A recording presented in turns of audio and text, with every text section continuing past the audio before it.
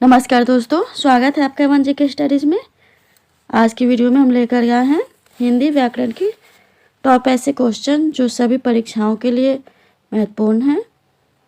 अगर आप किसी भी परीक्षा की तैयारी कर रहे हैं तो ये वीडियो आपकी सहायता करेगी, इसलिए वीडियो को आप लोग पूरा देखें। इनमें से जितने भी क्वेश्चन के आंसर जानते हैं प्लीज़ कमेंट बॉक्स में ज़रूर दीजिएगा, और चैनल पे पहली बार आए हैं तो चैनल को भी सब्सक्राइब ज़रूर कर लीजिए। चलिए आगे बढ़ते हैं। आज का आपका पहला सवाल है, जिसका तेज समाप्त हो गया हो के लिए एक शब्द है। आपके ऑप्शन से ए निस्तेज, बी तेजोमय, सी तेजस्वी, डी तीव्र। बताइए। सही जवाब है ऑप्शन ए निस्तेज। जिसका तेज समाप्त हो गया हो के लिए एक शब्द निस्तेज है। अगला सवाल, वर्ण और उच्चारण स्थान की दृष्टि से असंगत युग में कौन सा है। आपके ऑप्शन से ए श तालव्य, बी ह कंठ्य, सी स ओष्ठ्य, डी ठ मूर्धन्य। सही जवाब है ऑप्शन सी स ओष्ठ्य। स का उच्चारण स्थान दंत्य है, ओष्ठ्य नहीं। अगला सवाल, निम्नलिखित में से कौन सा शब्द गो का अर्थ नहीं है। आपके ऑप्शन से ए गाय, बी इंद्रिय, सी गज, डी नदी। कौन सा शब्द गो का अर्थ नहीं है। सही जवाब है ऑप्शन सी गज। गाय, इंद्रिय और नदी गो का अर्थ है, जबकि गज का अर्थ हाथी होता है। अगला सवाल, पुरुषवाचक सर्वनाम के कितने भेद होते हैं। आपके ऑप्शन से ए 7, बी 4, सी 2, डी 3। बताइए पुरुषवाचक सर्वनाम के कितने भेद होते हैं। सही जवाब है ऑप्शन डी 3। पुरुषवाचक सर्वनाम के 3 भेद होते हैं, उत्तम पुरुष, मध्यम पुरुष और अन्य पुरुष। अगला सवाल, फूले का सकल मही छाई, जनु वर्षा ऋतु प्रकट बुढ़ाई में कौन सा अलंकार है। आपके ऑप्शन से ए रूपक, बी उपमा, सी उत्प्रेक्षा, डी श्लेष। बताइए प्रस्तुत पंक्ति में कौन सा अलंकार है। सही जवाब है ऑप्शन सी उत्प्रेक्षा। जिन पंक्तियों में मनु, जानहु, मानहु, मानो, जान पड़ता है, निश्चय, यू जैसे शब्द आए वहाँ उत्प्रेक्षा अलंकार होता है। अगला सवाल, परोपकार शब्द का प्रकार है। आपके ऑप्शन से ए योगरूढ़, बी रूढ़, सी यौगिक, डी तत्सम। इसका जवाब जानते हैं तो प्लीज़ कमेंट बॉक्स में ज़रूर दीजिए। सही जवाब है ऑप्शन सी यौगिक। परोपकार शब्द यौगिक है क्योंकि यह 2 सार्थक शब्दों पर यानी दूसरा और उपकार यानी भलाई के योग से बना है। अगला सवाल, मनोहर शब्द में कौन सी संधि है। मनोहर शब्द में कौन सी संधि है। आपके ऑप्शन से ए स्वर संधि, बी दीर्घ संधि, सी व्यंजन संधि, डी विसर्ग संधि। बताइए। सही जवाब ऑप्शन डी विसर्ग संधि।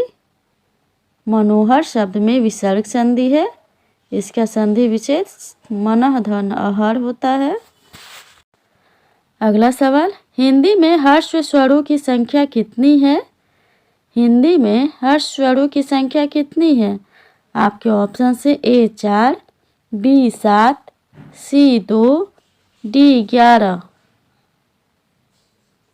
बताइए। सही जवाब ऑप्शन ए 4। हिंदी में हर्ष स्वरों की संख्या 4 है, अ, छोटी, छोटी ऊ और री। अगला सवाल है, मृदुल का विलोम शब्द क्या है। मृदुल का विलोम शब्द क्या है? आपके ऑप्शन से ए कठिन, बी कोमल, सी कठोर, डी खराब। जवाब दीजिए। सही जवाब है ऑप्शन सी कठोर। मृदुल का विलोम शब्द कठोर है। अगला सवाल, प्रत्येक वर्ग का दूसरा और चौथा वर्ण क्या कहलाता है? आपके ऑप्शन से ए उत्क्षिप्त व्यंजन, बी महाप्राण व्यंजन, सी अनुनासिक व्यंजन, डी अल्प प्राण व्यंजन। बताइए प्रत्येक वर्ग का दूसरा और चौथा वर्ण क्या कहलाता है? सही जवाब ऑप्शन बी महाप्राण व्यंजन। प्रत्येक वर्ग का दूसरा और चौथा वर्ण महाप्राण व्यंजन कहलाता है। अगला सवाल, कौन सा शब्द स्त्रीलिंग नहीं है? आपके ऑप्शन से ए सुबह, बी दिन, सी सांझ, डी दोपहर। बताइए कौन सा शब्द स्त्रीलिंग नहीं है? सही जवाब ऑप्शन बी दिन। दिन स्त्रीलिंग नहीं पुल्लिंग शब्द है। अगला सवाल, क्रोध शब्द का पर्यायवाची शब्द कौन सा है? आपके ऑप्शन से ए वैमनस्य, बी भीति, सी अमर्ष, डी संताप। क्रोध शब्द का पर्यायवाची शब्द कौन सा है? सही जवाब ऑप्शन सी अमर्ष। अमर्ष क्रोध का पर्यायवाची है। संताप दुख का, वैमनस्य शत्रुता का और भीति डर का पर्यायवाची है। अगला सवाल, निम्नलिखित में कौन सा ऊष्म व्यंजन है? आपके ऑप्शन से ए या, बी भ, सी ह, डी फ। बताइए इनमें से ऊष्म व्यंजन कौन सा है? सही जवाब ऑप्शन सी ह। तालाब स, मूर्धन स, दंत स और ह ये 4 ऊष्म व्यंजन हैं। अगला सवाल, कोष्ठक में दिए गए विराम चिन्ह का नाम क्या है? आपके ऑप्शन से ए निर्देशक चिन्ह, बी अल्प विराम, सी अर्ध विराम, डी उद्धरण चिन्ह। जवाब दीजिए। सही जवाब ऑप्शन सी अर्धविराम। कोष्ठक में दिए गए विराम चिन्ह का नाम अर्धविराम है। अगला सवाल है, इनमें से ईमानदार शब्द क्या है? आपके ऑप्शन से ए तद्भव, बी तत्सम, सी विदेशज, डी देशज।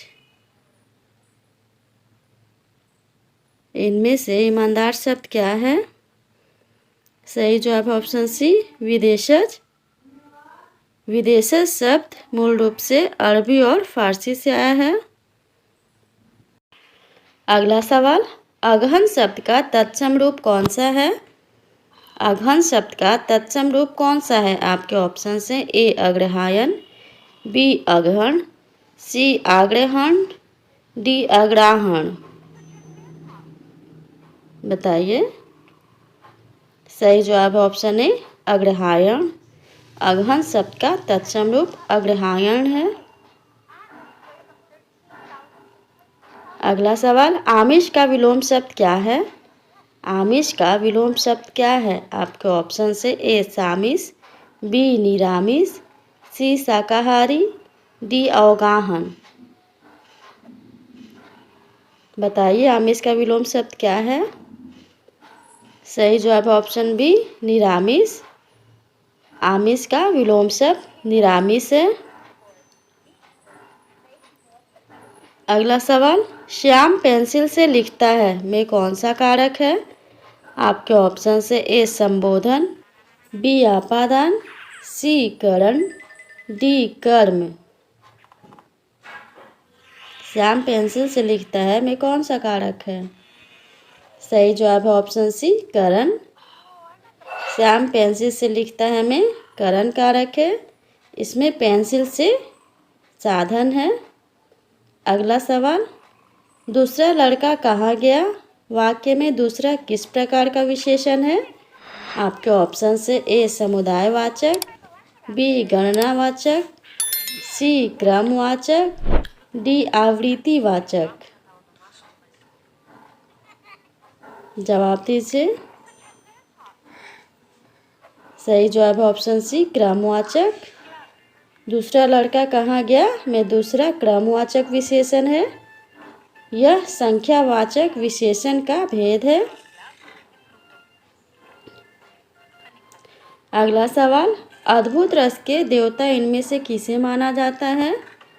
अद्भुत रस का देवता इनमें से किसे माना जाता है। आपके ऑप्शन से ए गंधर्व, बी शिव, सी विष्णु, डी कामदेव। बताइए। सही जवाब है ऑप्शन ए गंधर्व। अद्भुत रस के देवता गंधर्व को माना जाता है।